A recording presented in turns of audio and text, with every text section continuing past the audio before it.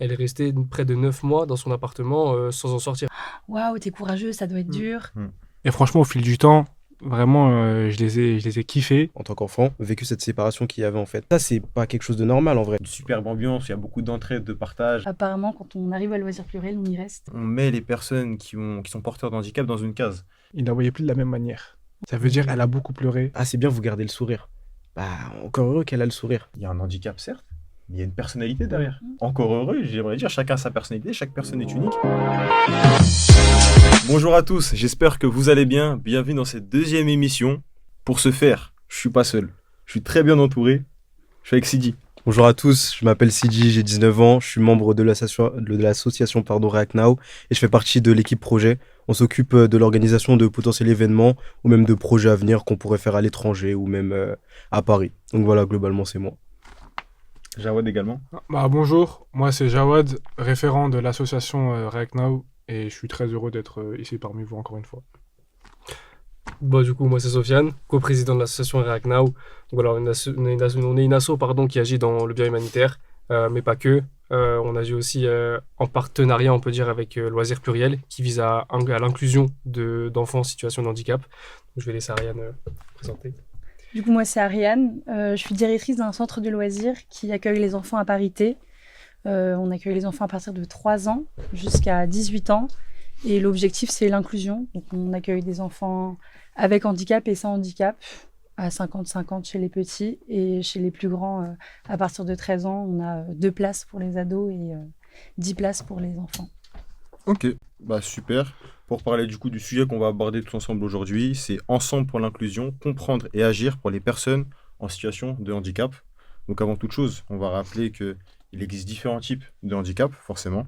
Selon l'OMS, il y a les handicaps physiques, les handicaps mentaux, les handicaps sensoriels et aussi les handicaps multiples. Donc c'est ceux qui combinent handicap mentaux et handicap physique. À savoir que par exemple, parfois on a l'impression que ça touche seulement une partie de la population, mais il y a beaucoup de personnes qui sont concernées. Encore une fois, selon l'OMS, environ 15% de la population mondiale vit avec un handicap physique. Pour les handicaps mentaux, il y a près de 450 millions de personnes dans le monde qui ont des troubles mentaux ou cognitifs. Et pour les handicaps sensoriels, il y a notamment des déficiences visuelles et des déficiences auditives. Et ça touche encore une fois une grande partie de la population. Donc c'est un sujet super important. Donc merci encore à Rennes d'être là pour pouvoir en parler.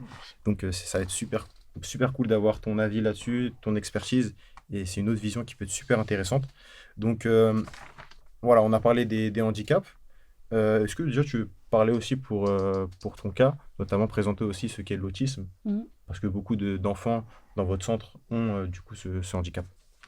Du coup, effectivement, à Loisirs Pluriel, on accueille des enfants avec autisme, donc sur le spectre, donc ça, c'est très large. Mais l'objectif de Loisirs Pluriel, c'est d'être un accueil inconditionnel. Et donc, on peut accueillir en tout cas tout type d'enfants porteurs de tout type de handicap. Et donc, actuellement, la plupart des enfants accueillis sont porteurs d'autisme. Comment définir l'autisme ? C'est assez large. Je pense qu'il y a autant d'autisme que de personnes. Mais ça va se caractériser par des difficultés de communication et d'interaction sociale un peu maladroites parfois selon le degré de l'autisme et les centres d'intérêt spécifiques. Et donc ça va augmenter leur difficulté à interagir parce qu'ils sont centrés sur eux-mêmes, sur leur petite bulle et ils vivent dans cette bulle. C'est difficile d'en sortir et pour les autres d'y rentrer. Et juste pour savoir aussi, ça peut être super intéressant, toi, qu'est-ce qui t'a poussé justement à t'impliquer dans cette cause et du coup à être responsable d'un centre qui accueille ces enfants ? Du coup, moi j'ai une formation d'éducatrice spécialisée. D'accord. J'ai toujours voulu travailler au contact de l'autre. En commençant ma formation, je m'étais dit que j'allais partir vers le handicap et les enfants. Au cours de ma formation, je me suis rendu compte que il y avait tellement de champs différents que le monde s'offrait à moi. Et par hasard, à la fin de ma formation, une ancienne collègue à moi m'a parlé d'un CDD à Loisirs Pluriel. Donc je me suis dit, c'est une expérience, c'est de la direction, donc c'est pas forcément ce à quoi j'ai été formée. Mais du coup, j'ai fait un CDD que j'ai renouvelé. Et maintenant, j'ai signé un CDI parce que apparemment, quand on arrive à Loisirs Pluriels, on y reste. Ah bon, C'est ce que j'ai compris. Bah, tant mieux. Voilà. Ok, bah franchement, merci beaucoup. Et donc, comme on le sait, comme on a pu le mentionner auparavant, il y a énormément d'handicaps qui existent. Forcément, chaque handicap voilà, est différent. Et également, ça représente aussi des défis pour ces personnes qui sont en situation de handicap. Donc, par rapport aux défis, est-ce que, par exemple, pour un enfant en situation d'autisme, quel défi il va pouvoir rencontrer, que ce soit lui ou même peut-être sa famille, des difficultés, quelle chose, voilà, quelle difficulté il va rencontrer tout simplement. Du coup, les difficultés que les enfants qu'on peut accueillir rencontrent, ça va être notamment par rapport à la scolarité, D'accord. je pense. Nous, du coup, dans le centre enfant, on accueille des enfants à partir de 3 ans. Donc, à 3 ans, c'est à peu près à ce moment-là où les familles ont un diagnostic pour leur enfant. Parce que c'est compliqué à détecter, ça peut être tout un tas de choses, et donc l'accompagnement médical peut être un peu compliqué. Donc la maternelle, je pense que la plupart des enfants sont accueillis, et à partir de la primaire, vu qu'il y a des apprentissages qui ne sont pas forcément accessibles à tous, c'est là où les familles peuvent avoir des difficultés, et les places dans les institutions spécialisées aussi sont assez limitées. Ok. Donc c'est un parcours assez conséquent pour les familles, et il n'y a pas de formation. Quand on devient parent d'un enfant en situation de handicap, bah, il est là et on fait au jour le jour, je pense. Et donc voilà, il y a beaucoup de familles qui n'ont pas les réponses à leurs questions, qui elles doivent y aller, quoi. Et voilà. C'est vrai que c'est... Je peux... Ouais, vas-y. Je peux te couper 2 secondes, j'avais une question. Quand vous dites accueillir, du coup, c'est les parents, c'est ça qui viennent les déposer en journée? Tu veux dire le type de structure que nous on est? C'est ça, exactement, j'avais pas trop compris. Ouais. Ouais. Nous, on est un centre de loisirs, Ok. et donc du coup, on n'est pas l'école, on n'est pas une institution spécialisée. Mhm. On se veut un centre de loisirs à terme. Notre objectif, c'est que tous les centres de loisirs soient aussi inclusifs que Loisirs Pluriels, sans forcément que tous les centres de loisirs soient des loisirs pluriels. Et donc, du coup, nous, on accueille les mercredis après-midi. Et notre objectif à nous, c'est l'accès aux loisirs, qui est une autre difficulté que les familles peuvent rencontrer, parce que du coup, un petit enfant autiste qui a des problèmes d'interaction sociale va être en difficulté de faire équipe dans un club de sport, interagir avec les autres enfants. Ils n'ont pas, pour certains, accès au langage, à la communication, et donc du coup, quand on n'a pas les mots, généralement on utilise les gestes, et ça peut se traduire par de la violence. Et du coup, ça s'accompagne. Un enfant en situation de handicap, et les centres de loisirs ordinaires n'ont pas de taux d'encadrement adapté pour les enfants porteurs de handicap, ce qui n'est pas le cas à Loisirs Pluriels. On fait le choix d'adapter notre accompagnement à l'enfant. Voilà. Parce que, du coup, moi, ce que je me dis, c'est que, du coup, parce que chaque enfant, chaque handicap est différent. Du coup, est-ce que vous avez des difficultés, entre guillemets, à adapter les loisirs, les activités sensorielles, du coup, qui sont plus sensorielles pour ces enfants-là? Il y a des complications sur ça, ou ça peut aller? Il y a des complications, mais je pense parce il manque des moyens. Ouais. Du coup, moi, j'ai une formation d'éducatrice spécialisée, mais les personnes que je recrute, donc les animateurs qui travaillent aux côtés des enfants, c'est n'importe qui est motivé par le projet. Et donc, ça peut être des étudiants, ça peut être des personnes qui souhaitent se reconvertir et avoir un contact avec des enfants en situation de handicap. Ouais, puis s'apprendre sur le tas après, quoi. Voilà. Okay. Et donc, en fait, ils n'ont pas de formation. Autre que 2 formations que Loisirs Pluriels propose, mais qui sont encore une fois liées aux moyens qu'on n'a pas rémunérés. Donc c'est selon les disponibilités des équipes et selon leur envie aussi. Et donc voilà. Je ne sais pas si j'ai répondu à ta question. Oui, c'est assez clair. Donc c'est super intéressant, parce que là on parlait des défis auxquels les enfants en situation d'autisme peuvent être confrontés. Et comme on l'a mentionné, il y a beaucoup de handicaps. Donc je voulais voir avec vous, parce que vous avez eu un échange du coup avec une personne qui a eu un handicap physique, qui a un handicap physique et qui est en fauteuil roulant. Donc est-ce que vous pouvez nous faire part un peu de cet échange, et également parler des défis qui sont aussi différents handicap. Vas-y, je vais commencer. Donc du coup, cette personne s'appelle Julie. On a été en contact avec elle grâce à un responsable formation dans notre école. Elle était intervenue l'année dernière au cours d'un échange du coup sur le handicap avec l'une de ses amies. C'était vraiment très enrichissant. On a pu en apprendre plus parce que c'est quelque chose, un sujet sur lequel on n'est pas réellement sensibilisé en passant au collège ou au lycée. Donc du coup, c'était une occasion en or d'en apprendre plus. Et nous, on a pu avoir un appel avec elle, du coup, avec Sofiane, pour entendre plus son quotidien, ce qu'elle vivait. Déjà, on a appris qu'elle avait déménagé à Lorient, parce qu'il faut le savoir qu'il y a des villes qui ne sont pas réellement adaptées aux handicaps. Par exemple, avant, elle habitait à Montpellier et elle a dû se déplacer parce que c'était pas adapté. Lorient, qui a été reconstruit à la suite de bombardements durant la Seconde Guerre mondiale, est plus adapté du coup aux situations de handicap. Et même pour les personnes qui vivent à Paris, nous qui le voyons tous les jours, avec les métros, etc., c'est vraiment pas adapté. Clairement. Donc, elle nous a aussi parlé de problèmes qu'elle a eu au quotidien. Aujourd'hui, elle vit avec son mari, elle vit des problèmes et également des discriminations. Par exemple, elle nous a cité un fait qui, en quelque sorte, m'a marqué. Le fait que quand son mari disait qu'il était avec, que sa copine, du coup, était handicapée, tout le monde le félicitait, Ouais, l'acclamait en un quelque héros, sorte, Oui. ouais. comme si c'était un héros. Mm. Et ça, c'est pas quelque chose de normal en vrai. Mm. Parce que ils ont un handicap, certes, mais c'est des êtres humains autant que nous, qui Clairement. sont égaux à nous. Donc, ouais. Ouais, et elle nous a fait part aussi de vraiment des défis du quotidien. Enfin, ça peut être tout et n'importe quoi. Même déjà respirer, c'est déjà un peu un défi pour certaines personnes. Ça dépend d'un handicap, bien sûr. Mais même juste, je sais pas, aller prendre une douche, vouloir monter dans un. Enfin, tout vraiment du quotidien. Il n'y a pas d'exemple précis, mais elle a raconté une anecdote. Son immeuble, l'ascenseur n'avait pas été réparé pendant quasiment un an. Elle est restée près de 9 mois dans son appartement sans en sortir. Parce que pas la possibilité de sortir, tout simplement.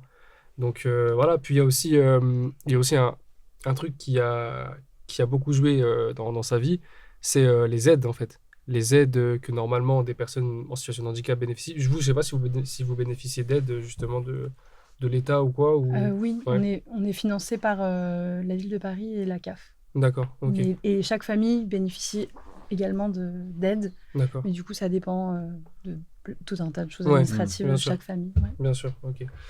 Et donc oui, donc c'est plein de défis du quotidien pour cette personne-là, pour Julie, qui en fait rendent la vie dure. Après, elle nous a expliqué que elle a entre guillemets de la chance d'être accompagnée, d'avoir un conjoint, de pas forcément aimer trop sortir. Elle aime bien rester chez elle, voilà, jouer aux jeux vidéo, c'est son kiff, c'est sa passion.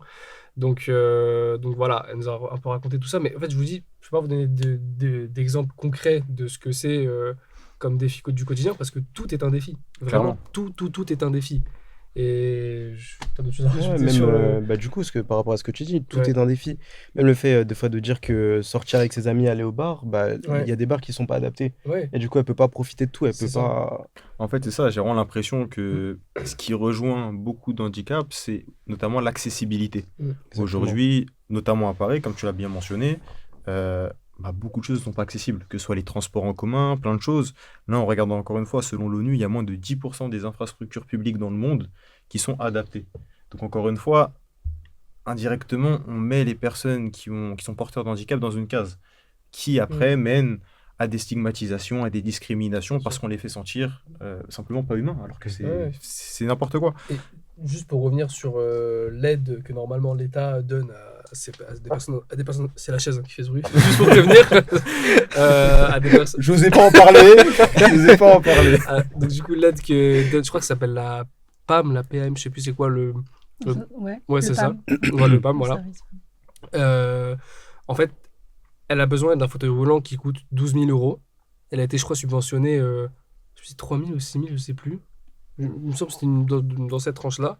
Mais en fait, le truc, c'est que voilà, demain, une personne qui est en situation de handicap n'a pas la possibilité forcément de travailler, ne va pas oser demander à son entourage de payer justement ce fauteuil roulant-là, par exemple. Et 12 000 euros, c'est un prix, c'est conséquent. Quand je l'ai dit, vous ne travaillez pas, vous n'avez pas d'aide, vous vous retrouvez seul face à vous-même.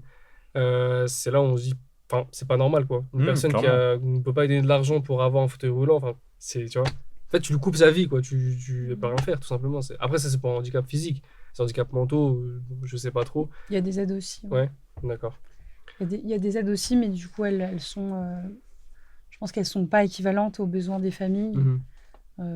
Moi, j'ai du coup certaines familles qui viennent à Loisirs Pluriel avec le service PAM, plus chez les ados que chez les enfants. Généralement, les familles les accompagnent, mais ils sont dépendants de ça. Mhm. Et parfois, le service femme n'est pas forcément adapté. Ouais. Ils ont du retard. Moi, Oui, je ça sais que c'est prend beaucoup de arrivé retard, ouais. qu'on se retrouve avec des enfants. Le service ferme à 19h. Les dernières familles doivent arriver à 18h30. Moi, c'est Ouais. arrivé de rester jusqu'à 20h avec des enfants parce que le chauffeur n'était pas arrivé ou qu'ils ont annulé parce Ouais. qu'ils n'ont pas attendu. Oui, on dirait que ça passe en second plan, hein, Mhm. mais c'est Et c'est que moche. parfois, c'est important d'attendre parce que c'est des enfants qui ont leur propre rythme et que Mhm.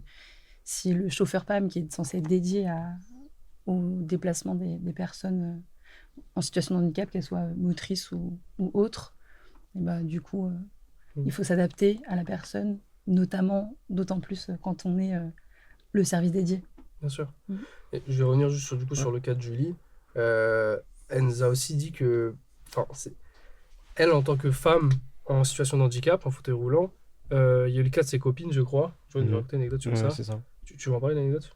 Bah non, vas-y, je t'en prie. Ouais, ok. Mais juste, ouais, pour dire, l'année dernière, l'intervention qu'on a eue, son amie justement était présente et la difficulté à respirer que Sofiane évoquait, justement, c'est elle qui la vit au quotidien en fait. Mm. Elle doit vraiment être assistée et beaucoup plus que Julie. Donc il y a des handicaps qui sont pas réellement à la même échelle et qui rendent les choses plus difficiles. Ouais. C'est ça. Et aussi, également, elle nous a raconté que ça pouvait arriver que des personnes, enfin, elle, on va dire, quand elle rentre le soir tard et qu'elle est seule en fauteuil roulant, bah, elle nous a donné, je crois, une statistique. Je sais plus si c'était 70% là, des femmes. Tu veux leur parler de la statistique, non? Par rapport aux 70%. agressions, Ouais, ouais, c'est ça. ouais. 70% des Tu vois, femmes en situation de handicap ont déjà vécu ou subissent des agressions sexuelles. Ouais, ça parce qu'en fait, voilà, bah, des personnes qui vont profiter de la situation, ça c'est moche. Enfin, Ah, y a pas de ça nom. reste une personne à part entière. Demain, que ce soit une handicapée ou non, enfin, c'est moche, quoi. Je pense que même pas Je besoin d'en pense que parler de pas ça. clairement. Mais voilà, du coup, c'est un danger en plus. Et aussi, elle nous racontait comme quoi, des fois, bah, sur une pente ou quoi, même quand elle rentre chez elle, normal, en pleine journée, il y a des personnes qui vont demander est-ce que vous voulez de l'aide? Elle a dit non, c'est très gentil. Tu vois, c'est normal que quelqu'un demande si elle veut de l'aide, si elle est en difficulté. Mais elle est obligée d'insister des fois. Non, vraiment, c'est gentil, merci, mais je vais me débrouiller. Et des fois, tu as des personnes qui, malgré le non, insistent et quand même qui la poussent. Alors qu'en soi, un non, c'est un non, point. Donc, voilà un peu pour tous les défis qu'elle a rencontrés. Je pense que j'ai dû en oublier. Si tu regardes, je suis désolé si j'ai oublié d'autres points. Mais C'est vrai voilà. que c'est beaucoup d'obstacles, enfin de défis qu'on retrouve beaucoup, Mm. notamment l'accessibilité, on en parlait, j'ai donné une statistique qui est mondiale, mais également en France, il y a seulement 40% des établissements du coup qui accueillent du public, donc des ERP, qui sont accessibles et qui sont du coup qui sont faits pour les personnes Mhm. en situation de handicap, pardon. Également, et vous l'avez très bien mentionné par rapport au prix des fauteuils roulants, notamment les aides, etc. Aujourd'hui, en France, il y a 30% des personnes en situation de handicap qui déclarent renoncer à des soins pour des raisons financières ou d'accessibilité, ce qui est énorme. Et ça, c'est selon la direction de la recherche, des études et de l'évaluation des statistiques. Donc c'est, mine de rien, renoncer à se soigner pour des questions financières et d'accessibilité, c'est quand même une folie, parce que 30%, c'est pas rien. Et là, on parle vraiment de beaucoup de personnes. Aussi, quelque chose qu'on n'a pas mentionné, c'est qu'on a parlé de stigmatisation, mais ça existe aussi par rapport à l'emploi et au travail. Aujourd'hui, il y a une précarité. Mhm. Et il faut savoir que auprès des personnes en situation de handicap, donc ça comprend des handicaps mentaux, physiques, Physique, etc., on estime que le taux de chômage est 2 à 3 fois supérieur Mhm. que les personnes dites valides. Donc, c'est vrai qu'il y a plein de problèmes et c'est bien qu'on puisse en parler parce que ça permet de mettre en avant et mettre en lumière des problèmes qu'on n'en parle pas, Oui, finalement. bah, puis, après, enfin, je peux comprendre que certaines personnes n'en parlent pas ou n'y pensent pas parce que ça ne les touche pas dans leur propre C'est famille. vrai aussi. Voilà, moi, avant de parler de ce sujet, bah, c'était pas un sujet qui me concernait familièrement ou quoi. Donc voilà, mais je pense que là, justement, le fait d'en parler, c'est une bonne chose. Et qu'on prenne exactement les handicaps physiques, les handicaps mentaux, les enfants, les adultes. Là, nous, le cas de Julie, aujourd'hui, entre guillemets, elle le vit très bien. Enfin, pour elle, c'est comme ça, point. Elle vit très bien, c'est sa vie, tout simplement. Donc non, je trouve que c'est une bonne chose qu'on parle de tous ces sujets-là. Clairement. Et je voudrais aussi aborder un point où toi, Ariane, c'est clairement votre but, le fait de, notamment pour les enfants en situation de handicap, Mm. favoriser l'inclusion au sein de notre société. Mm. Dans ton cas, est-ce que potentiellement tu as remarqué des freins de cette inclusion? Peut-être est-ce que les enfants se faisaient potentiellement rejeter? Est-ce que tu as vu quelque chose qui ressemblerait à des freins et qui pousse à ce que ces enfants-là, ces personnes-là soient exclus un peu de notre société? Ouais. Ouais, je m'en Il y en, doute. il y en a énormément. Tout à l'heure, tu disais un truc par rapport au fait tu connaissais pas trop Mhm. le handicap avant d'y avoir été confronté dans le cadre de votre asso. Et qu'en fait, moi, dans ma formation, on parlait des publics avec lesquels on va être amené à travailler, que ce soit handicap ou tout autre public. Et on parle de publics invisibles, parce que du coup, ils sont dans des cases, ils sont dans des écoles spécifiques, ils sont à l'écart, en fait, ils sont en Ouais. marge. Et du coup, bah, c'est normal qu'on ne les voit pas, parce qu'on ne veut pas les voir en tant que société. Et, euh, et je pense qu'à Loisirs Pluriel, mais moi personnellement aussi, mon objectif, c'est de justement rendre visible ces enfants avec lesquels j'adore travailler. Enfin, vraiment, et en fait, montrer au reste de la société que du coup, c'est des enfants Ouais, clairement. Je crois que Jawad, tous. tu as travaillé avec des classes Ulysse, non? Alors moi c'est assez particulier parce que du coup, moi, j'ai travaillé en tant qu'animateur périscolaire. Au début, j'étais qu'un simple animateur. Après, au fil du temps, moi, dans mon école, il s'avère qu'il y avait une classe Ulysse. C'est pas dans toutes les écoles, mais moi, dans Mhm. mon école, il y en avait une. Et du coup, au fil du temps, j'avais une attache particulière avec les enfants à porteurs de handicap. Enfin, surtout les enfants dans les classes Ulysse, parce qu'ils sont pas tous à porteurs de handicap. Mhm. Et t'en as, c'est juste un retard scolaire et tout. Et franchement, au fil du temps, vraiment, je les ai kiffés. Et, euh, et au bout d'un moment, c'est limite, je venais au travail, il y avait une grande partie, c'était pour eux, tu vois. Ouais. Ouais, du coup, ouais, j'ai une attache particulière avec eux. Mm. Non, mais c'est super intéressant, comme on l'a dit. Il y a différents points de vue aujourd'hui, donc c'est super intéressant. Et pour revenir un peu sur les freins, indirectement, il y a des freins clairement qui sont brutales ou c'est frontales, où vraiment on se cache pas, on exclut les gens. Mais indirectement, il y a d'autres freins, notamment on parlait de l'accès à l'éducation. Aujourd'hui, ce qui constitue un frein pour une personne, c'est notamment le fait de se sentir à l'écart, mais indirectement. Je m'explique, c'est-à-dire qu'aujourd'hui, il y a ce j'ai des statistiques. Selon l'OCDE, il y a 59% des enseignants en Europe qui ne se sentent pas préparés à enseigner à des personnes en situation de handicap. Et c'est important d'en parler parce que est-ce qu'il y a aussi cet accompagnement qui est fait pour les enseignants pour du coup inclure les enfants? En, en- je ne saurais plus dire quelle année, il y a quelques temps maintenant, j'ai été auxiliaire de vie scolaire. Ok, Du coup, j'ai bossé dans une classe de CE2 ok. avec un petit garçon autiste. Et c'était la première fois pour la maîtresse qu'elle ait d'une part un enfant porteur de handicap dans sa classe, mais en plus d'avoir un adulte dans sa classe. Et ça a été un chamboulement pour elle. Et du coup, elle savait pas comment se positionner par rapport à moi, par rapport à l'enfant. Euh, ça a été une relation presque conflictuelle parce que du coup, je venais perturber son organisation parce que l'enfant venait perturber son organisation et parce que c'était un petit garçon autiste. Hmm. Euh, et ben, il était dans sa bulle. Les jours où j'étais absente, il était particulièrement dans sa bulle. Et quand j'étais présente, et ben, mon travail, c'était justement de le faire sortir de sa bulle et de lui permettre d'avoir les acquis nécessaires pour pouvoir passer dans la classe supérieure. Et elle me faisait remonter qu'il était plus sage quand j'étais absente, parce que simplement, il était absent, en fait. Mm. Il était à l'intérieur de lui-même en train de compter les lignes de métro ou autre, des choses comme ça. Et du coup, j'ai été étonnée, presque choquée de voir qu'en fait, les profs ne sont pas préparés. Elle n'avait aucune idée de comment accompagner un enfant autiste. Et c'était mon rôle. Alors que moi, je pense qu'à l'époque, j'avais 19 ans. Je suis arrivée, j'avais pas de formation. J'ai bénéficié d'une formation de 60 heures, mais au cours de l'année. Donc, j'ai rencontré l'enfant. Et puis, ponctuellement, j'avais des heures de formation. Et donc, en fait, il y a une obligation de scolarisation des enfants porteurs de handicap depuis 2005. Ok.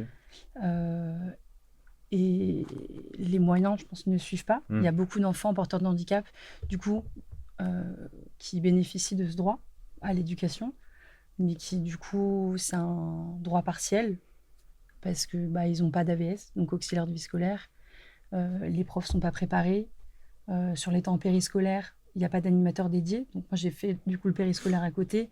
Et donc, j'étais animatrice, mais je m'occupais spécifiquement de cet enfant-là. Donc, c'était un suivi quotidien dont il avait besoin.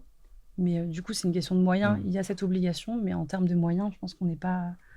On n'est pas...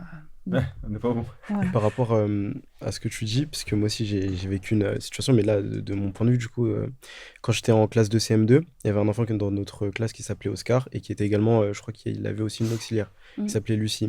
Et on a vraiment, nous en tout cas en tant qu'enfant, vécu cette séparation qu'il y avait en fait. On avait vraiment l'impression que c'était l'auxiliaire qui lui faisait ses cours et pas vraiment le professeur. Il y a vraiment cette séparation entre les deux. Donc, bon, quand on était petit, on n'en prenait pas réellement conscience, mais maintenant que tu le dis, je me dis la même chose. Ouais. Et donc clairement, c'est vraiment des choses qui sont indirectes, parce que forcément, je pense que enfin, que le but des professeurs, c'est pas non plus d'exclure les enfants en situation de handicap, mais de par aussi un manque de formation, indirectement, bah, ça donne lieu à écarter en fait ces enfants-là. Donc c'est vraiment un problème. Et même si on sort du cadre de l'éducation, même l'accès aux loisirs, aujourd'hui, selon l'INSEE, il y a 70% des personnes en situation de handicap qui déclarent rencontrer des difficultés pour participer à des activités culturelles et sportive. Donc c'est quelque chose, encore une fois, où mine de rien, ce qui permet de se sentir inclus dans un groupe, avoir ce sentiment d'appartenance à un groupe, c'est également de partager des activités, des passions, des loisirs. Donc quand demain tu es avec un groupe d'amis ou ta classe potentiellement qui vont faire une activité sportive ou non, et que de par ton handicap, tu n'as pas accès à tout ça, bah indirectement, on te rejette aussi. Enfin, c'est pas de ta faute, hein, finalement, tu subis la situation. Ouais. Après, ça contribue à ce sentiment d'isolement que certains peuvent rencontrer. Et donc c'est sûr, c'est un sujet important. Je pense aussi qu'il y a un manque d'information sur le sujet. Aussi, je suis d'accord avec toi. C'est qu'en enfin, fait, les choses qu'on ne connaît pas nous font peur. Et donc, du coup, si on ne sait pas ce qu'est le handicap, comment ça se présente, et bah, du coup, ça nous fait peur. Et donc, on a tendance à vouloir exclure, se dire, OK, bah, moi, je ne sais pas faire, donc on ne va pas prendre le risque de... et donc, du coup, on est par le fait qu'on n'est pas informé, on devient excluant, on devient maltraitant, on devient tout ça. Mais c'est... ouais, Pardon. À loisir pluriel, du coup, on parle, là, depuis tout à l'heure, je parle beaucoup des enfants porteurs de handicap, mais le projet, c'est d'avoir 12 enfants porteurs de handicap et 12 enfants sans handicap, et que ce soit dans mon travail actuel ou quand j'étais AVS, les autres enfants avaient une bienveillance qui était tout à fait naturelle, en fait, pour ce petit garçon que j'accompagnais dans la classe de CE2. Et encore aujourd'hui, là, du coup, on est en pleine période de vacances. Et donc, cette semaine, on a eu plein de petits qui n'ont pas de handicap, qui ont été accueillis à Loisirs Pluriels.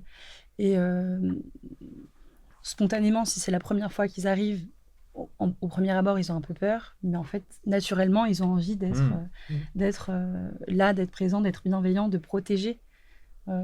Et sauf qu'en fait, en tant qu'adulte, on n'a pas eu la chance d'être confronté au handicap et de se dire, ok, en fait, bah lui, ça peut être mon copain aussi, parce qu'en fait, ils étaient ailleurs, ils étaient à la maison, ils n'avaient pas le droit d'être avec nous quand nous, on était enfants. Et est-ce que c'est justement là ces enfants qui sont en situation qui sont valides, Ouais. quand ils rencontrent du coup d'autres enfants qui sont eux atteints d'un handicap physique ou mental, est-ce que le fait qu'il y ait le cadre de loisirs pluriels, du coup, ça fait que ils sont plus ouverts, enfin les enfants valides sont plus ouverts aux enfants en situation de handicap, ou alors même dans une école ou genre dans un autre environnement, ce serait le cas? Actuellement, les enfants accueillis, qui ont été accueillis cette semaine, sont tous le frère ou la sœur d'un enfant porteur de handicap. D'accord. Donc, je ne peux pas trop parler pour ces enfants-là. Mais je pense que du coup, en dehors de Loisirs Pluriels, ils sont plus ouverts au handicap, mais parce qu'ils ont un membre de leur famille qui est porteur de handicap. Mais je pense qu'une fois qu'on a rencontré une personne en situation de handicap, on apprend. Oui, c'est ça. On sort de cette ignorance et donc on peut se dire, mais en fait, peut-être que on peut être amis, peut-être que je sais, je connais, donc je n'ai pas Après, ça se peur. fait naturellement. Ouais. Clairement, c'est vrai qu'aujourd'hui, il y a un travail aussi qu'on doit essayer de tous effectuer à notre échelle, d'information et de sensibilisation. Donc, une des raisons de pourquoi on est tous là aujourd'hui, c'est potentiellement, si à travers cette émission, à travers ce qu'on peut dire, ça peut sensibiliser une ou deux personnes et derrière découler sur l'acceptation des enfants et des personnes en situation de handicap, ce sera un pari gagné parce que c'est vrai que c'est une situation super importante et c'est vrai que parfois on n'en parle pas vraiment parce qu'après, tous ces freins, tous ces obstacles, tous ces défis que ces personnes peuvent rencontrer, bah, ça affecte leur développement et leur épanouissement, forcément. Et encore une fois, encore avec mes statistiques, il y a quand même un côté, il y a quand même de la discrimination qui existe. Encore une fois, selon l'OMS, il y a 35% des personnes en situation de handicap dans le monde qui ont subi des discriminations dans leur vie quotidienne.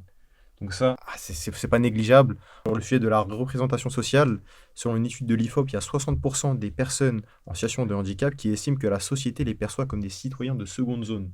C'est quand même dramatique. Ouais, et justement, je vais revenir sur le cas de Julie. Elle nous disait que elle avait cette impression, et même si c'était pas qu'une impression, de mettre les personnes en situation de handicap et les personnes âgées dans le même panier, notamment au niveau des aides, genre vraiment de, entre guillemets, vous êtes à part, vous nous apportez rien, vous êtes à part. C'est un peu le ressenti qu'elle a eu et dont elle nous a fait part. Et enfin, c'est moche parce que dans ce lot-là, il y a forcément des personnes qui ont envie de s'épanouir, que ce soit professionnellement ou personnellement parlant. Donc si on leur apporte pas ces aides-là, parce qu'ils en ont besoin, tu vois. Il y a des aides et de l'argent qu'on met à droite, à gauche, pas nous directement, mais tu sais, de l'État, etc., qui pourraient être mises là-dedans et ce serait pour le bonheur de tout le monde. Mais bon, après, ça, c'est un truc qui dépasse, tu vois. Mais c'est vrai que vous m'avez fait part aussi de cet échange-là et vous m'aviez dit que, mine de rien, elle avait parlé aussi du point de vue politique et des candidats qui se présentent et qui prônent du coup leurs idéaux.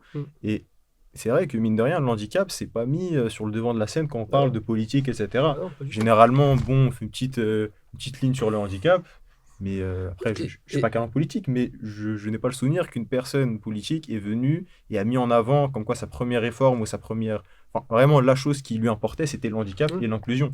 Donc ça aussi, c'est pour ça qu'on n'en parle pas souvent. Et surtout, alors je ne me rappelle plus exactement de la loi qui était mise en vigueur, mais il y avait une loi, elle nous parlait, qui était en attente depuis des années. Tu vois, une loi qui a été votée justement pour venir en aide. Je crois que c'était pour l'aide de financement sur des fauteuils ou d'autres matériels qui aideraient les personnes en situation de handicap.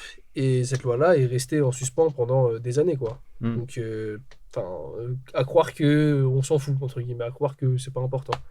Et bah, c'est moche, quoi. Et par rapport aussi à ce que tu disais, le fait de mettre tout le monde dans le même panier, Julie nous avait évoqué aussi le fait qu'elle pouvait pas se marier du coup avec son copain parce que Ah oui. à partir du moment où ils étaient mariés, l'État considérait qu'il pouvait la prendre en charge. Et du coup, elle allait plus toucher d'aide. Et j'ai même un ami qui, j'ai pu en parler avec Julie, qui vivait la même situation, qui lui ne pouvait pas travailler car sa mère est également en situation de handicap, tu vois. Et il pouvait pas travailler parce que sinon l'État allait encore une fois considérer qu'il pouvait subvenir à ses besoins. Ouais. Donc elle allait plus toucher d'aide. Et par rapport à ce que tu disais aussi, Noé, justement, l'État, c'est ça. Ils s'en fichent des minorités en quelque sorte. Clairement. Ils viennent, leur but, c'est uniquement de se mettre la majorité des personnes dans la poche. Les minorités, on verra plus tard. C'est comme ça que j'ai l'impression qu'ils pensent. C'est pour ça que c'est super compliqué. Après, on peut souligner aussi que, bon, forcément, ce qui est mis en place n'est pas suffisant. On va pas se mentir là-dessus. Mais il y a des choses qui ont été mises en place. Notamment, on en parlait, le programme Ulysse. En 2020, il y a 160 000 élèves qui ont bénéficié de ce programme-là. Donc, ça reste une sacrée aide. Après, il y a aussi, on en parlait de la formation des enseignants. Il y a le CAP École Inclusive, qui est un programme pour les enseignants pour justement essayer de pallier à ce besoin qui est la sensibilisation, l'information, etc. On en parlait aussi, il y a le sport, les loisirs, etc. Parce qu'il y a le comité paralympique aussi qui bénéficie, enfin, qui laisse l'opportunité à des enfants en situation de handicap de faire certains loisirs. Et ça fait partie de l'inclusion également, c'est-à-dire de se sentir, enfin, cette notion d'appartenance à un groupe, notamment ses amis, etc., elle est super importante pour se sentir inclus. Surtout, ouais. C'est pour ça que c'est super important, les activités culturelles, etc. Il y a le projet Culture et Handicap. Leur but, c'est toujours de rendre accessibles des lieux, notamment des musées, etc., plein de lieux super importants pour, encore une fois, dans cet objectif d'inclusion, il y a aussi, on en parlait, tout ce qui est du coup lié à la précarité, le chômage. Il y a le programme Adapt Emploi qui, lui, du coup, a pour objectif d'aider les entreprises à recruter et à maintenir dans l'emploi des personnes en situation de handicap. Donc ça aussi, c'est super important. Et c'est vrai que, mine de rien, moi, avant vraiment de m'intéresser de par notre collaboration, mais de manière globale sur ce sujet-là, il y a beaucoup de... On n'en parle pas vraiment aussi du chômage des personnes en situation de handicap et de la précarité vis-à-vis de l'emploi, etc.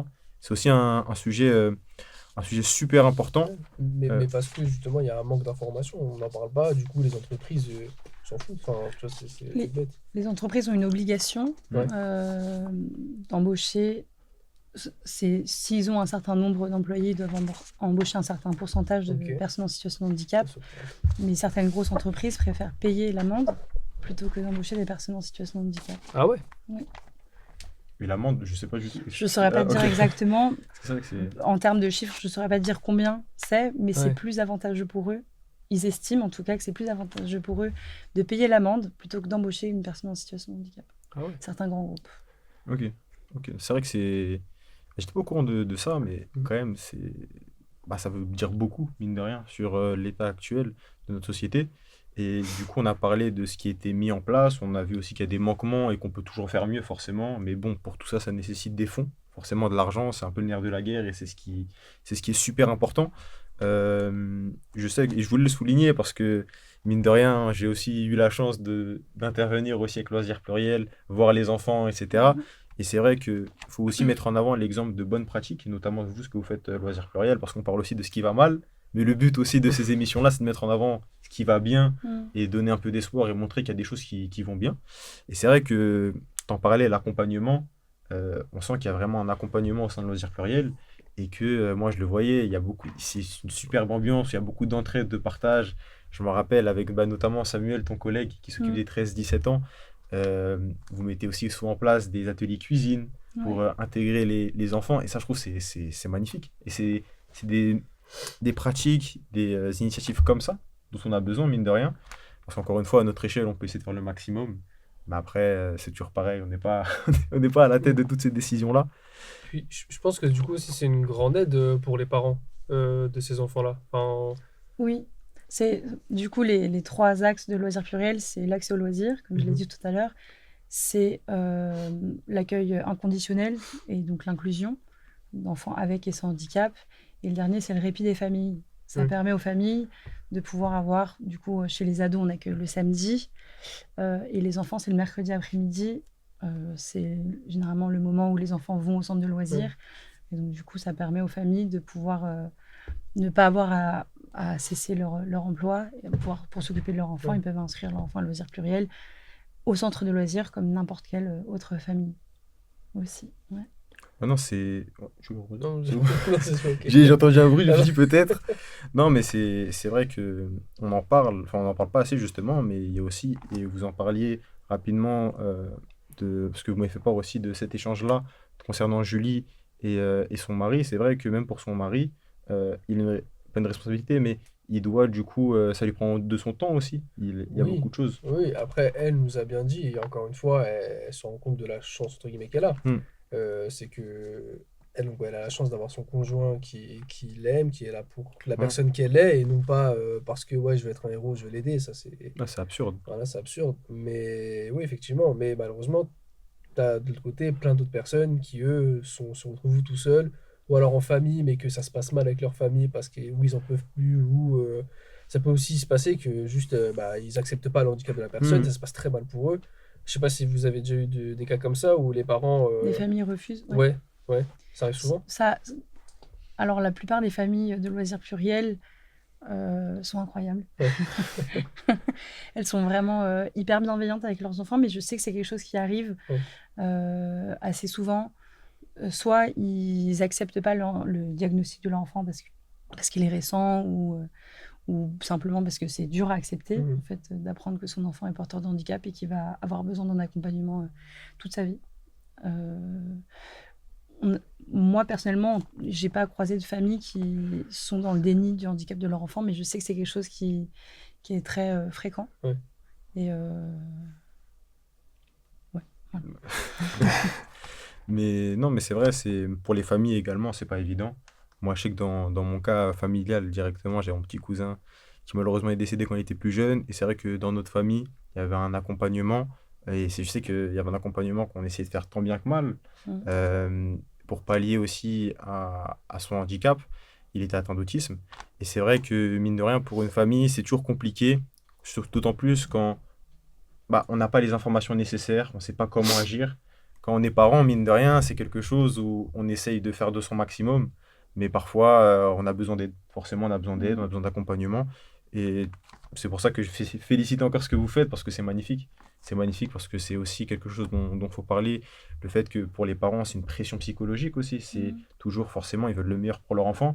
Et le fait de pouvoir potentiellement se reposer également, pouvoir aussi prendre un peu de temps pour eux, parce que c'est finalement, c'est tous les jours. C'est tous les jours où faut être là pour son enfant. Donc c'est vrai que c'est super important d'en parler. Aussi, ce qu'il faut mettre en avant, et idéalement, c'est plutôt une question que je vais poser, c'est que là, voilà, on est des jeunes, encore une fois, et comment, bah, selon vous, c'est une question verte, comment, selon vous, les jeunes peuvent favoriser l'inclusion? Qu'est-ce qui peut être mis en place? Je pense que c'est aussi d'en parler, mais voilà, je voulais aussi avoir votre avis sur tout ça. Ben, moi, je vais rebondir, je vais utiliser ce qui a été dit par Aaron précédemment. Le système qu'ils veulent mettre en place avec 12 jeunes du coup valides et 12 jeunes en situation de handicap, tu vois. Quand on est initié du coup très jeune à cela, je pense qu'en grandissant, c'est des choses, des normes avec lesquelles on grandit. On a plus de facilité à aller vers ces personnes. Comme elle dit, c'est lorsqu'on connaît pas quelque chose, bah on a peur et donc du coup on va pas oser s'y aventurer ou aller au contact. Alors que des jeunes, c'est là qu'on apprend, c'est là qu'on est initié à tout cela. Et si on pouvait mettre en place des choses qui permettraient dès le plus jeune âge d'apprendre et d'être en contact avec cela et de mieux comprendre, je pense que ce serait mieux, ce serait la meilleure façon de s'y habituer. Ouais, et je pense aussi que c'est bien d'inclure petit à petit justement ces personnes-là dès l'enfance. Parce que du coup, là, tu parlais tout à l'heure que c'est en 2005, je crois qu'ils ont créé la classe Ulysse, c'est ça? En 2005? Moi, je sais pas. C'est l'obligation de scolarité en Oui, 2005, mais du d'accord. coup, je pense que Ouais, l'Ulysse n'était pas c'est très venu, loin. ouais. Et justement, du coup, je pense que, comme on en a aussi parlé tout à l'heure, le fait d'avoir un manque de formation Hmm. pour des... Parce que les enfants, eux, ils vont s'entendre dans la cour, ok, il n'y a pas de problème, mais la formation en elle-même, la scolarité, la pédagogie, l'apprentissage, bah, c'est bien, oui, d'inclure ces personnes-là, des enfants, mais il faut aussi que derrière, tu vois, il y a un suivi, enfin, que vraiment ce soit bien fait. Pas juste les mettre dans le banc pour dire, oui, bah, on les a mis ensemble, tu Oui. vois. Eh ben, pour revenir sur ça, j'ai une question à vous poser. Qu'est-ce que vous en pensez, le fait de mettre des enfants en retard scolaire dans une classe Ulysse?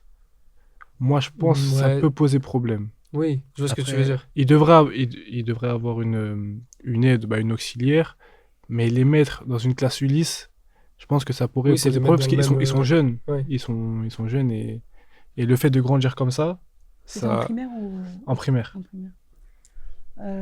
Je sais qu'au collège, il y a les SECPA, Mhm. section éducative pédagogique adaptée, qui du coup sont à destination des enfants qui sont en retard scolaire et donc qui ne sont pas forcément porteurs de handicap, mais qui ont besoin d'un accompagnement spécifique et qui du coup ont un accompagnement adapté en parallèle de l'éducation générale qu'ils reçoivent. C'est vrai que je pense qu'en primaire, ils font pas la section, la SECPA. Mais voilà, il y a une section spécifique qui existe, mais à partir du secondaire, du coup. Ok. Et qui est pas forcément. Enfin, je suppose que tout le monde ici a déjà entendu le terme SECPA, oui, Ouais. Ouais, et c'est pas hyper bien connoté. ouais. oui, forcément. Et alors que du coup, ça devrait l'être, parce que c'est quelque chose qui permet aux enfants de pouvoir évoluer dans leur scolarité. Moi, j'ai travaillé en foyer avec des enfants placés, et il y avait quelques enfants qui avaient des retards d'apprentissage parce que leur histoire de vie faisait que soit ils n'ont pas bénéficié de scolarité, soit du coup les devoirs c'était pas possible ou autre, et ils vivaient très très mal le fait d'être en SECPA. Mais du coup, elle existe, mais elle est très mal vue Ok. encore aujourd'hui, Ouais. malheureusement. Moi, pour prendre un exemple, lorsque je travaillais, il y avait une enfant, elle était en CE2, et quand elle était en CE2, elle n'était pas en classe Ulysse, elle était en classe normale. Et arrivée en CM1, du coup, comme elle avait un retard scolaire, Ouais. elle a basculé en classe Ulysse. Et du coup, déjà, le choc, il a été brutal. Et, euh, et même les enfants autour, ils ne la voyaient plus de la même manière. Oui. Ça veut dire qu'elle a beaucoup pleuré. Mm. Parce que les enfants autour, bah, du coup, même ses copines, elles étaient plus trop copines avec elle. Mm. Tu vois. C'est pour ça, moi, je trouve que mettre les enfants qui ont un retard scolaire en classe Ulysse, ça peut poser problème. Bon, on revient sur la question du manque d'argent, du manque de financement. On n'a pas assez d'AVS pour des enfants porteurs de handicap. Et donc, du coup, si on n'a pas assez d'AVS pour ces enfants-là, ils n'ont pas de choix et donc du coup ils font au plus simple, ce qui semble pour eux le plus simple. Mais il faudrait du coup beaucoup plus de financement, beaucoup plus d'argent pour pouvoir accompagner ces enfants et justement peut-être ouvrir une section adaptée pour les enfants qui sont en retard et qui ne sont pas forcément porteurs de handicap parce que du coup la classe Ulysse c'est un... Je ne veux pas dire de bêtises, mais du coup, quand on a une AVS, quand on est en classe Ulysse, c'est qu'il y a une reconnaissance du handicap et donc qu'ils peuvent bénéficier de cet accompagnement. Et donc, le fait qu'il y ait une petite sans handicap, mais simplement avec un retard, en classe Ulysse, ça me paraît étrange. Donc, peut-être qu'ils ont fait une reconnaissance handicap pour cette petite. Et en fait, il y a des degrés de handicap. Et du coup, la MDPH, Maison départementale des handicaps, détermine le taux de handicap avec les familles et détermine du coup les financements, l'accompagnement dont ils vont avoir besoin, le nombre d'heures d'AVS et choses comme ça. Donc, du coup, et peut-être parce que du coup c'était la seule solution qui leur paraissait viable pour accompagner cette petite. Ça a été trop compliqué en classe ordinaire et donc du coup ils l'ont mis en Ulysse sans penser aux répercussions du fait que c'était pas adapté pour elle non plus. Qu'est-ce qui était le plus adapté, l'ordinaire, l'Ulysse? Les deux, c'était pas... il fallait un entre-deux, je pense. C'est mon point de vue sur la question. Très bien répondu. Et concernant, on parlait du coup des bonnes pratiques à adopter. Je pense aussi, et vous m'en aviez fait part, pardon, lors de votre échange avec Julie, c'est que, mine de rien, même quand on ne le souhaite pas, on peut isoler les personnes. Je m'explique, c'est-à-dire qu'aujourd'hui, parler à une personne en situation de handicap, généralement, tout le temps, on prend des pincettes, etc. Et c'est vrai que, de par le retour qu'on a eu, etc., c'est pas ce qu'ils souhaitent. Ce qu'ils souhaitent, c'est juste être pris pour des personnes, parce qu'ils sont normaux, finalement. Et le fait de parler avec eux avec des pincettes, tout le temps, être derrière eux, etc., souvent, ça les brusque. Et ce qui est compréhensible, parce que ces personnes-là veulent se débrouiller par elles-mêmes également. Donc, je ne sais pas si vous voulez aussi parler du retour de Julie par rapport à ça. Moi, c'est un aspect de caractère que j'ai remarqué chez Julie, justement. Elle est très drôle, elle est très blagueuse, tu vois. Elle était super drôle et elle a beaucoup abordé le fait que les gens, c'est ça, en fait, la traiter avec des pincettes. Il y avait une expression qui a dit qui revenait souvent, le fait qu'on lui dise « Ah, c'est bien, vous gardez le sourire ». Encore heureux qu'elle a le sourire. Elle est normale, après tout, c'est un être humain. C'est pas parce qu'elle a un handicap qu'elle doit voir la vie de manière morose, qu'elle doit être triste tous les jours. Non, moi je suis heureux de la voir comme ça, qu'elle est heureuse tous les jours, elle est blagueuse, elle est comme nous en fait. On peut rigoler avec elle comme je rigolerai avec Sofiane, comme avec toi, et ça, il n'y a pas de problème. Non, je pense que c'est le but. On se retrouve tous sur un point, c'est l'importance, encore une fois, parce que je pense que tous ces obstacles, tous ces défis, toutes ces choses, ça découle d'une seule chose finalement, c'est tout ce qui est le manque d'information, le manque de sensibilisation également, parce que, et dites-moi ce que vous pensez par rapport à ça, mais je pense que ça, il faut le faire dès le plus jeune âge, parce que mine de rien, les enfants d'aujourd'hui sont les adolescents de demain, les adolescents de demain sont les adultes... je suis perdu un peu, voilà, on a compris, c'est quelque chose où je pense que faut le faire dès le plus jeune âge, parce que l'isolement, ça commence, encore une fois, dès l'école, dès la primaire, etc., où on peut se sentir écarté. Ensuite, forcément, on se conditionne à tout ça, et on s'écarte naturellement, et on se retrouve seul, finalement. Donc, c'est vrai que c'est super important. J'ai une question, ça veut dire, comment doit-on traiter les personnes en porteurs d'handicap? Est-ce qu'il faut les valoriser? Non, justement, surtout pas. C'est des personnes comme toi, comme lui, comme nous, comme tout le monde. Et justement, c'est... Avant que tu n'avais pas fini ta question. Non, vas-y. Finis ta question, parce que peut-être... Non, en fait, du coup, pourquoi... Bon, après, ça peut être un peu méchant ce que je dis. Ouais. Pourquoi on met des places handicapées? Non, on parle des traités moralement. Après, non, mais je parle même... C'est normal, tu vois. Par exemple, dans le bus, une personne avec un fauteuil roulant, forcément, on va adapter les choses. On va mettre, les tapis roulants qui sortent quand elle va rentrer. On va lui laisser la place, etc. Parce que c'est normal. Ça, oui. Physiquement, mais après, moralement... Mais dans les parkings. Pourquoi on met des places handicapées? Ah là, Parce que t'as des personnes en porteur d'handicap qui n'aiment pas se sentir prioritaires. Oui. Tu vois? Oui. Et ils peuvent faire le choix de se garer ailleurs. Ça, oui, mais du coup... oui, c'est vrai. Ils peuvent faire le choix de se garer ailleurs, mais ils ont, si nécessaire... l'option il y a une place qui est dédiée pour leur véhicule. Et ça leur permet, du coup, parce qu'on peut parler du fauteuil roulant, mais il y a des gens qui se déplacent difficilement, autres qu'en fauteuil roulant. Et donc, du coup, devoir marcher 300 mètres pour aller jusqu'à l'entrée du magasin, c'est plus compliqué pour eux. Mais je pense qu'il faut les traiter de la même manière que tu traiterais n'importe qui, mais il faut adapter, il faut adapter la société dans laquelle on vit à chacun. Par exemple, j'ai pas mes lunettes aujourd'hui, mais moi aussi, je suis porteuse de handicap parce que je porte des lunettes. Et du coup, ça veut dire que si tout le monde doit être pareil, personne ne doit porter de lunettes, on ne doit pas adapter les choses à chacun. Moi, je porte des lunettes parce que j'en ai besoin, c'est mon outil. Le fauteuil roulant, c'est mon outil parce que je n'ai pas l'usage de mes jambes ou autre. Et donc, du coup, il faut adapter des choses, mais pas forcément ton comportement. Tu vois quelqu'un en fauteuil, tu te dis pas « Oh la pauvre !» Parce que moi, je sais que très souvent, quand je dis je suis éducatrice spécialisée, je travaille avec des enfants porteurs de handicap, tout le monde me dit « Waouh, t'es courageuse, ça doit être dur. » Alors que franchement, les enfants avec lesquels je travaille, c'est les enfants les plus joyeux que je connaisse. Ils sont fous. Je les aime trop, mais ils ont une joie de vivre, ils ont énormément d'énergie. Et du coup, moi, c'est pas du tout comme ça que je le vis. Je me sens pas quelqu'un qui a une vie qui est difficile parce que j'accompagne ce public-là. Je suis très contente de travailler avec eux. Et Mais c'est pas... surtout, j'ai l'impression que, mine de rien, encore plus, de manière globale, mais je vais prendre le contexte, le cas d'enfants en situation de handicap, on a l'impression limite que le handicap résume la personnalité d'une personne. Et je trouve que c'est problématique parce que demain, si on dit, de par ce que j'ai pu voir, on va parler d'une personne, notamment d'un enfant en situation de handicap, et on va, de par son handicap, estimer qu'il va penser ci, qu'il va aimer ça, alors que, mine de rien, il y a un handicap, certes, mais il y a une personnalité derrière. Et chaque enfant ne se ressemble pas, encore heureux, j'aimerais dire, chacun a sa personnalité, chaque personne est unique, et c'est important aussi de ne pas généraliser et de pas forcément, c'est pas parce que cette personne-là a un handicap que ça définit qui elle est.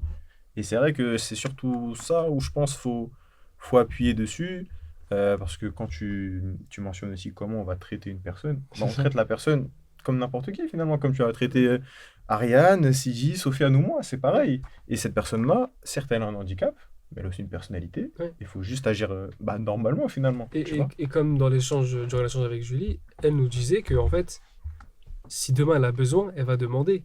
C'est pas un problème, tu vois. Si demain elle a besoin de toi pour, je sais pas, porter des courses ou quoi, elle va le demander si elle en ressent le besoin. Mais sinon, si elle te le demande pas, entre guillemets, il n'y a pas de pitié ou tu sais, de sentiment de culpabilité à avoir. Genre juste, c'est une personne normale, tu vois. C'est autant elle qu'une autre personne, tout simplement. On a répondu à ta question. Oh non, Je pense qu'il faut adapter nos comportements aux besoins des personnes en face. Et donc, vu que le handicap, c'est un spectre, que ce soit l'autisme ou n'importe quel handicap, ils n'ont pas tous les mêmes besoins, mais comme toi et moi, on n'a pas les mêmes besoins. Et donc, moi, je vais te demander de l'aide quand peut-être toi, tu n'auras pas besoin d'aide sur un sujet ou sur un autre. Mais du coup, tu t'adaptes selon la personne qui est devant toi. Si tu t'adresses à Noé, tu ne vas pas t'adresser de la même manière avec Noé qu'avec un de tes profs, par exemple. Tu adaptes ton comportement à la personne qui est en face de toi. Et donc, en fait, si tu es face à une personne qui est en situation de handicap, il ne faut pas partir du principe, comme vous disiez tout à l'heure, handicap veut dire incapacité totale à faire quoi que ce soit seul. Donc, tu proposes de l'aide. Tu peux proposer de l'aide. Tu vois Noé galère à porter ses courses, tu lui proposes. Il te dit non, tu t'arrêtes là. La personne, tu lui proposes de pousser son fauteuil. Elle te dit non, tu t'arrêtes là. Ah si, laissez-moi faire, ça me fait plaisir. Non, je t'ai dit non, laisse-moi tranquille. Tu vois. Et donc, je pense que c'est un peu ça, c'est que on est tous différents, avec ou sans handicap, et en fait, je pense que on a tous nos besoins spécifiques, et du coup, il faut agir un peu naturellement, un peu spontanément. Avec, Totalement d'accord, franchement, totalement d'accord. Je pense qu'il serait aussi intéressant de rappeler pour conclure, c'est-à-dire toutes les choses sur lesquelles on peut s'engager, s'impliquer, notamment loisirs pluriels. Donc, si demain vous voulez vous engager, participer, aider du coup ce projet-là, venir au contact des enfants, parce qu'encore une fois, il ne faut pas avoir cette barrière faut y aller, c'est des enfants comme tout le monde, ils vont pas vous manger, donc c'est pour ça, c'est très important. Je sais pas si tu as potentiellement également d'autres organismes ou d'autres associations peut-être qui font un travail sur ce secteur-là, notamment. Du coup, il y a Loisirs Pluriel, il y a aussi les CLAP, du coup, c'est Ok. le centre de loisirs à parité, qui existe, je crois, notamment à Paris. Et Loisirs Pluriel est partout en France. Il y en a d'ailleurs un à Lorient. Évidemment. Euh, mais j'ai pas d'autres structures qui travailleraient dans le loisir et l'inclusion. Il y a pas mal d'assauts. Pour les adultes notamment, il y a les papillons blancs. Ok. Parce que du coup, à Loisirs Pluriel, l'accueil s'arrête à 18 ans. Et donc, on a toujours besoin de s'amuser après 18 ans. Et donc, du coup, il y a beaucoup de familles qui sont en difficulté par rapport à ça. Et on aimerait bien pouvoir mettre des choses en place sur ce sujet-là. Mais pour l'instant, on n'a pas les financements. On en revient toujours C'est toujours l'argent. à ce point, forcément. Bah, le mot de la fin, peut-être. Est-ce que quelqu'un... Moi, j'ai une petite question. Vas-y.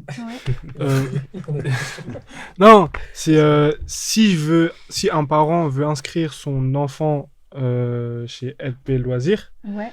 quelles sont les démarches? Qu'est-ce qu'il faut faire? Est-ce qu'il faut vous contacter vous directement? Alors, soit on passe par le site de Loisirs Pluriel. D'ailleurs, sur le site de Loisirs Pluriel, vous pouvez faire des dons, Exactement. si jamais. Mais du coup, vous pouvez passer par le site de Loisirs Pluriel pour inscrire votre enfant, avec ou sans handicap aussi, hein, je le reprécise, parce que souvent, on entend handicap et on n'entend que handicap.